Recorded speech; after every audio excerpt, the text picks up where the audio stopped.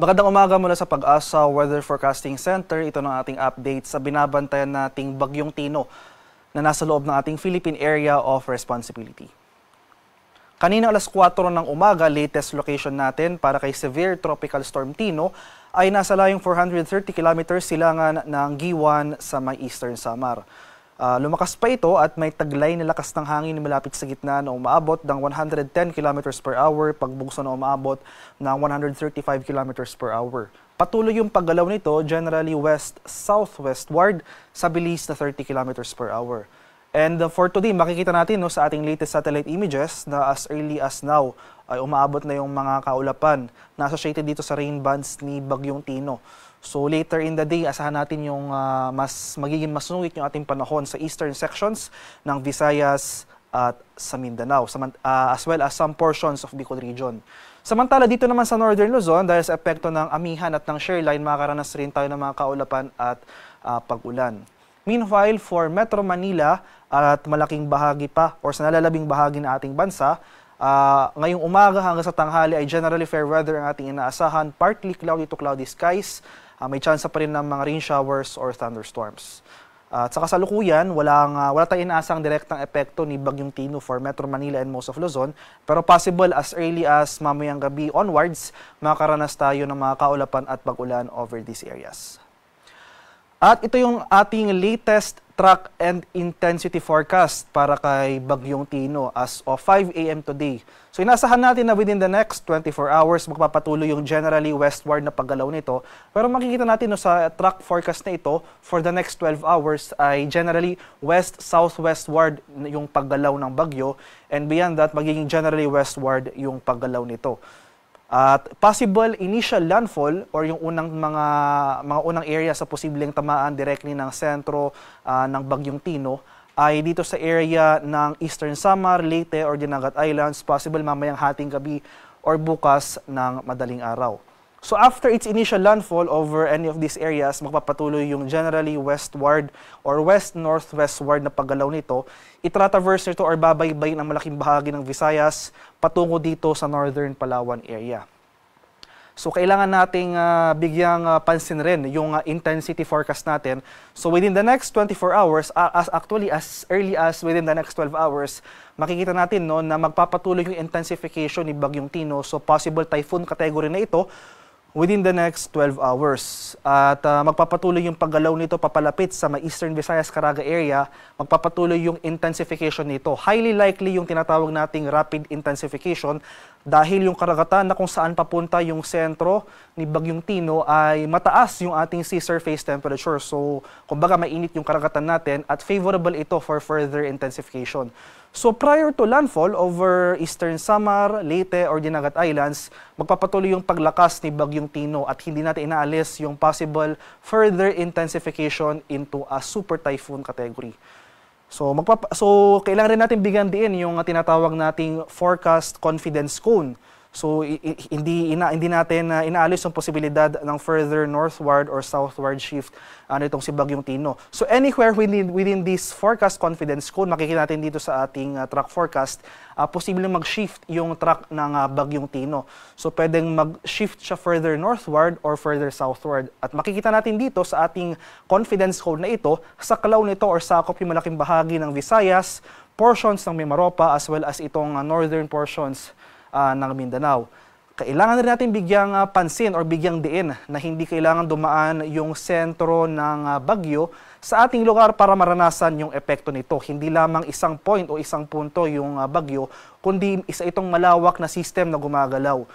So in the coming days, in general, dapat buong Visayas as well as portions of Mimaropa, portions of Bicol region as well as itong northern portion ng Mindanao, maghanda po tayo sa mga hazard sa dulot ng papalapit na Bagyong Tino.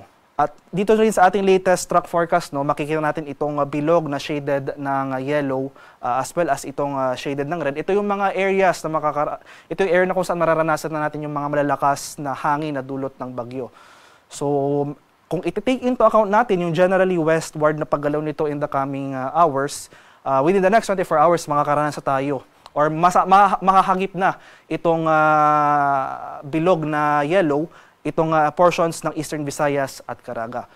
So as of 5 a.m. today, may signal number 2 na tayo dito sa central and southern portions ng Eastern Samar, central and southern portions ng Samar, Leyte, Biliran, southern Leyte, dito sa Camotes Islands, eastern portion ng Bohol, Dinagat Islands, Surigao del Norte, kabilang ang Siargao at Bukas Grande Islands, northeast portion ng Agusan del Norte, at itong northern portion ng Surigao del Sur. Kaya over these areas, as early as now, within the next 24 hours po. So 24 hours yung lead time natin para sa Tropical Cyclone Wind Signal number 2. Asahan natin within the next 24 hours, makakaranas tayo ng mga pagbugso ng hangin na dulot na papalapit na Bagyong Tino. Samantala, signal number 1 naman ang nakataas sa Sorsogon, Masbate, kabilang ang Tikaw at Burias Island, southern portion ng Albay, sa may Romblon, southern portion ng Oriental Mindoro, southern portion ng Occidental Mindoro, sa Cuyo Islands, northern Samar, rest of eastern Samar, rest of Samar, rest of Bohol,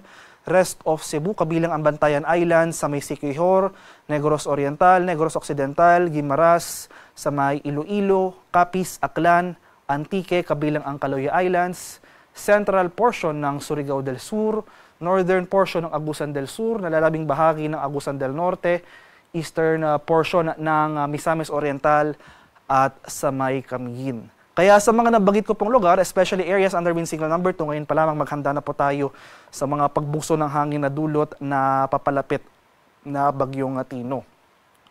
So prior to landfall dahil inaasahan nga natin yung further intensification into typhoon category, highest wind signal na posible nating i-issue para kay Bagyong Tino ay wind signal number 4. Pag sinabi po natin wind signal number 4, wind signal number 3 pataas, mapaminsala po yung mga hangin na ito. Asahan natin yung masungit na panahon in the coming hours. So in the succeeding bulletins, ay posible mag-issue na po tayo ng wind signal number 4 pag malapit na yung bagyo sa ating lugar. So kung posible natin maranasan yung mapaminsalang hangin na dulot ni Bagyong Tino within the next 12 hours. So ayun nga po, hindi rin natin inaalis yung possible intensification into a super typhoon category. So itong mga lugar naman na ito, magtataka kung posible po tayong magtaka kung bakit walang wind signal sa aming lugar pero malakas yung bugso ng hangin. Dahil sa epekto na ng northeast monsoon o yung hanging amihan na posible magkaroon ng surge sa mga susunod na araw. So yung northeast monsoon surge, posible magdulot ng mga pagbugso ng hangin sa mga areas outside o yung mga areas na walang wind signal. So for today, asahan natin yung mga pagbugso ng hangin na ito for Cagayan Valley, Cordillera, Ilocos Norte, Aurora, Bulacan, Nueva Ecija, Bataan, dito sa Metro Manila, Calabarzon, Mimaropa at Bicol Region. So for tomorrow and sa araw ng Wednesday, asahan pa natin na mas mararami pang areas yung makakaranas ng mga pagbugso ng hangin na dulot ng ating northeast monsoon o yung hanging amihan. At para naman sa ating heavy rainfall outlook, so hindi lamang malalakas na hangin yung ating inaasahan, kundi yung mga malalakas na pag-ulan rin. So for today, at least for the next 24 hours, dahil yung possible landfall ni Bagyong Tino ay mamayang hating gabi or bukas sa madaling araw. So bago pa lang mag-landfall itong si Bagyong Tino, as early as this afternoon, makakaranas tayo ng mga malalakas na pag-ulan. Posible umabot ng greater than 200 mm yung mga pag-ulan na ito sa may Eastern Samar at Dinagat Islands, 100 to 200 mm naman. Ito yung mga areas shaded by orange sa may Northern Samar, Biliran, Leyte, Southern Leyte at Surigao del Norte. 50 to 100 mm sa pag-ulan ang mararanasan sa may Sorsogon, sa may Cebu, sa may Bohol, at itong area ng Agusan del Norte. So ito yung mga areas na makakaranas ng mga direktang pag-ulan na dulot ng Bagyong Tino. Samantala, Aurora at Quezon, makakaranas din tayo ng mga pag-ulan na dulot naman ng shear line ay yung salubungan ng mainit at malamig na hangin.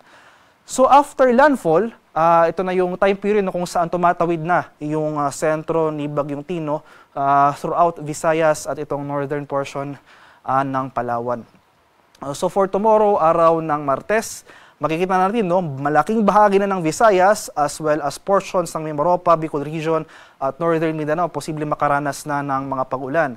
So bigyan din natin yung posible torrential rains dito sa may area ng Antique, Aklan, Capiz, Iloilo, Guimaras at Negros Occidental pati rin sa Cebu. So ito yung mga lugar for tomorrow na pinakamararanasan yung mga malalakas na epekto ng mga pag-ulan na dulot ni Bagyong Tino. So in general, makikita natin malaking bahagi ng Visayas, malaking bahagi ng Kabikulan, buong Mimaropa, as well as itong northern portion ng Mindanao, maghanda po tayo sa mga banta.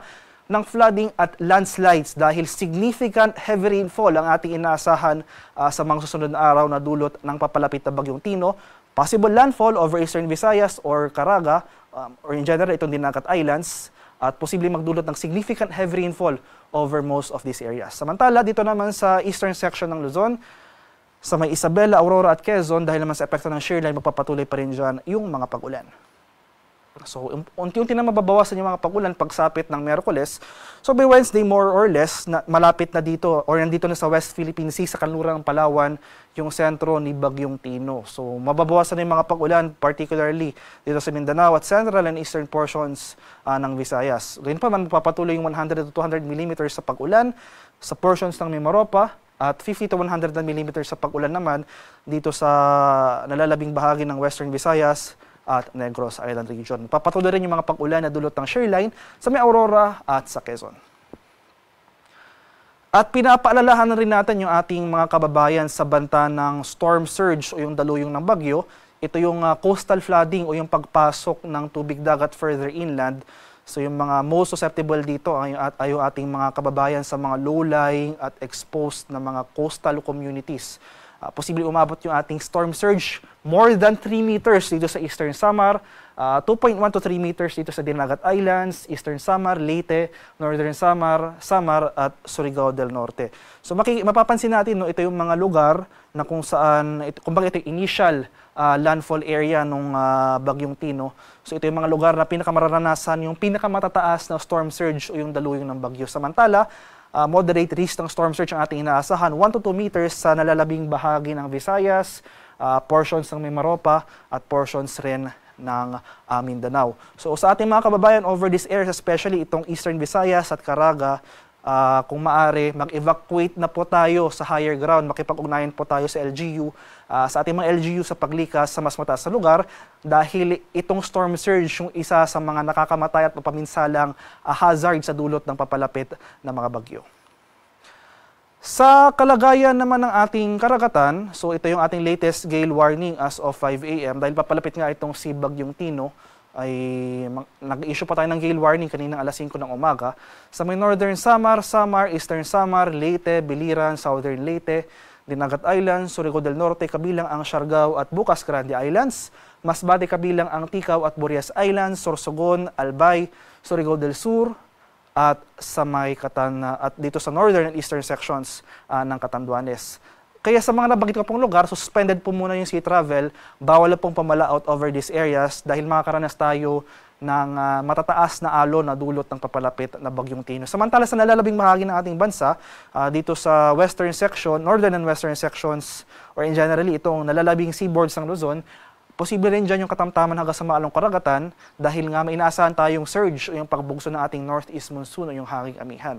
Kaya iba yung pag-ingat pa rin sa ating mga kababayan na maglalayag sa nalalabing seaboards ng ating bansa. At para naman sa paghahanda sa bagyo, so unang-una, patuloy po tayong makinig ng balita sa ating mga radyo, sa TV, sa ating mga news, at mag-monitor ng mga official updates na pinapalabas ng DOST Pag-asa. So starting today, starting as of now, 5 a.m., ay mas dadalasan yung ating issuance ng tropical cyclone bulletins. Magiging every 3 hours na yung issuance natin dahil within the next 24 hours, posible na maglandfall or napakalapit na yung sentro ni Bagyong Tino sa ating kalupaan. So yung susunod na ating update para sa bagyong ito ay mamayang alas 8 ng umaga. So patuloy tayong makinig ng balita at mag-monitor ng mga localized advisories na inisyu ng Pag-asa. Especially yung ating mga heavy rainfall warnings. No? Ito yung ating mga localized advisories. Sinasabi nito kung gaano kalakas yung pag-ulan na ating mararanasan within the next 3 hours sa ating lokalidad.